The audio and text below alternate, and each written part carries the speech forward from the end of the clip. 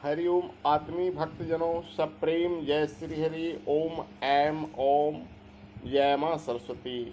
प्रसंग है संत तिरुवल्लर के जीवन काल की। वे बहुत बड़े संत थे दक्षिण भारत के। वे संत थे तो संत का मतलब नहीं कि दिन रात सिर्फ राम नाम ही जपे, जीवन सत्यता से बिताए, क्रोध न आए, काम क्रोध न सताए, वो संत के लक्षण हैं। वे भगवान में लीन रहते थे लेकिन कपड़ा बुनते थे और कपड़ा बुनकर ही अपनी आजीविका को निभाते थे।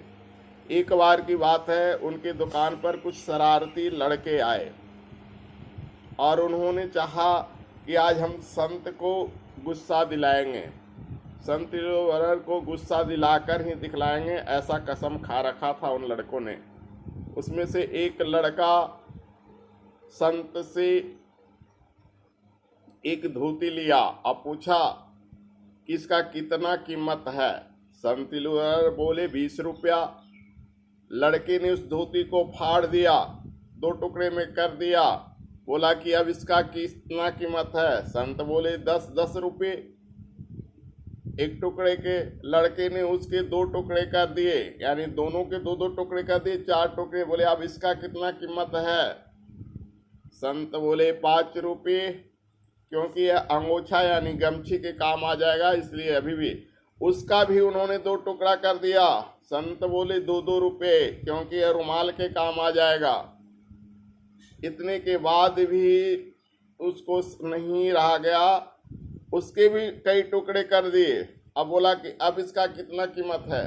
संत बोले 1 पैसा भी नहीं, अब यह किसी काम का नहीं रहा। लेकिन संत को क्रोध नहीं आया।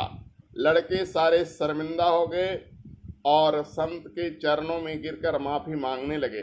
बोले हमने आज प्रण किया था, कसम खाई थी कि आपको गुस्सा दिला कर रहेंगे, लेकिन आपकी धोतियां को भी नष्ट कर दिया, इसलिए आपका जितना नुकसान हुआ है उतना मैं भरपाई करता हूँ।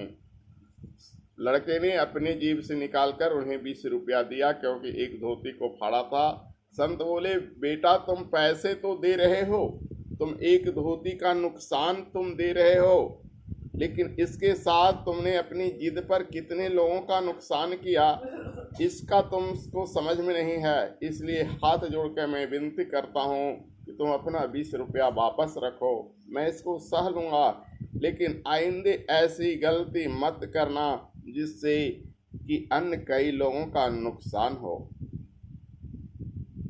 इसलिए अगर देना चाहते हो तो वचन दो कि किसी मूल्य की वस्तु की उपयोगिता को तुम नष्ट नहीं करोगे, क्योंकि इस में कई लोगों की उपयोगिता रह गई है। जो धोती नष्ट हो गई उसका तो कोई उपयोगिता नहीं। पैसा भले तुमने दिया, लेकिन एक किसान का मेहनत गया कपास उगाने में, धुनके ने रुई को धुनी और उसके बाद सूत काटा, करघे पर बुनकर उसको फिर धोती बनाया। तो सोच जाओ बेटा कि इसमें कितने लोगों का श्रम लगा है, कितने लोगों का नुकसान होगा।